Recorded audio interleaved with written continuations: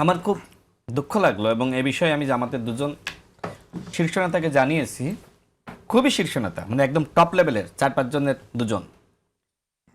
আমি তাদেরকে বলেছি যে ঠিক আছে, আপনাদের সাথে আমাদের আদর্শিক পার্থক্য থাকতে পারে, আরো অনেক আলোচনা হয়েছে, কিন্তু আমাকে রাজাকার বলল, তো এটাও মেনে নিলাম যে আমাকে রাজাকার বলল।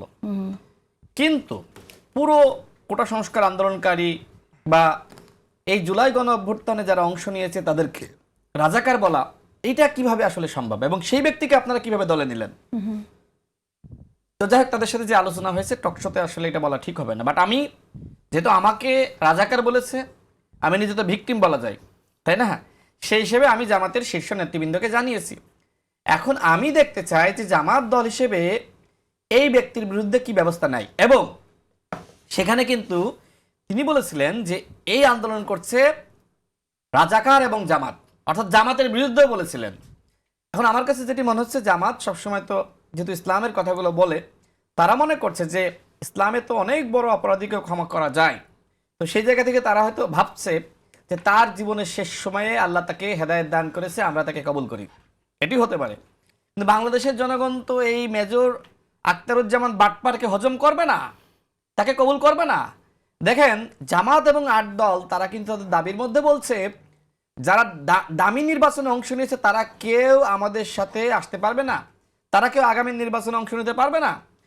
এই মেজর আখতারুজ্জামান সে ডিজিএফআর মাধ্যমে শেখ হাসিনার নির্দেশনায় সে দামি নির্বাচনে অংশ নিয়েছে এবং সে এতটাই আত্মবিশ্বাসের সহিত বারবার বলেছে আমাকে কেউ ফেল করাতে পারবে না, বলেছে না ভাই? অসংখ্যবার বলেছে। তো যাই হোক, এখন হাসিনাও তার মানে কি বলবো পিছনে একটা লাথি মেরে দিয়েছে, কারণ তার শিক্ষা দেওয়ার দরকার ছিল। এবং আমি দেখেছি যে শেখ হাসিনার সময় যে সময় শেখ হাসিনার রেজিম, সে সব সময় মাননীয় প্রধানমন্ত্রী এবং আওয়ামী লীগের নেতারা যতটা না আসলে মানে তুষামদি করে, তার থেকে বেশি তুষামদি করেছে। অর্থাৎ এই মেজর আখতারুজ্জামান একজন আওয়ামী লীগের নেতা ছিল, আওয়ামী লীগের চর ছিল, দশর ছিল, এবং তিনি এখন হয়েছেন নব্য জামাত নেতা। জামাত এবং শিবিরের নেতাকর্মীরা আমার কাছে মনে হয় যারা তৃণমূলের রাজনীতি করে, এই মেজর আখতারুজ্জামানের মতন বেয়াদবকে দলে নেওয়ার কারণে তারাও ক্ষুব্ধ হয়েছে। সুতরাং আমি বলতে চাই জামাতের উদ্দেশ্যে, জামাত যেহেতু একটি ইসলামিক আদর্শের পলিটিক্স করে, তাদের অগণিত নেতৃবৃন্দ রয়েছে, আমি মনে করি শুধুমাত্র আমরা এখানে 3 জন আছি আমাদেরকে আঘাত করে নাই। আজকে জুলাই গণ অভ্যুত্থানের মধ্য দিয়ে আমরা নতুন বাংলাদেশ উপহার পেয়েছি, যেখানে আমরা কথা বলার স্বাধীনতা পেয়েছি, যেখানে জামাত তার ইতিহাসের সবথেকে মানে বলা যায় যে সেরা সময় পাড়ি দিচ্ছে। সেই জামাত যদি এই জুলাই গণ অভ্যুত্থানকারীদেরকে রাজাকার বলা কোনো ব্যক্তিকে দলে নেয়, আমি মনে করি সেটি জুলাই গণ অভ্যুত্থানের সাথে বেঈমানি। সুতরাং আমি মনে করি তাকে অনতিবিলম্বে অবশ্যই আমাদেরকে যে রাজাকার বলেছে, আন্দোলনকারীদেরকে যে রাজাকার বলেছে, জুলাই গণ অভ্যুত্থানকারীদেরকে যে রাজাকার বলেছে, সেই ব্যক্তি জামাতের নেতা হোক আর যার নেতা হোক, তাকে কিন্তু জনগণ পাইলে তুলনা করবে। জামাতে প্রোটেকশন পাওয়ার জন্য গিয়েছে, কিন্তু জনগণ তাকে প্রোটেকশন দিবে না। আমি জামাতের উদ্দেশ্যে বলতে চাই, সর্বশেষ তাকে অনতিবিলম্বে দল থেকে সরাতে হবে। এরকম একজন ফালতু ব্যক্তি, এরকম একজন অপরাধী, আন্দোলনকে স্বীকার করে না, গণ অভ্যুত্থানের বিরোধী শক্তি, তাকে আপনারা দলে নিয়েছেন। আমার প্রশ্ন হলো, আগামীতে এই শেখ হাসিনা, সেও কিন্তু আমাদেরকে রাজাকার বলেছিল, এখানে আমরা যারা আছি আন্দোলনের শক্তি আমাদেরকে রাজাকার বলেছিল।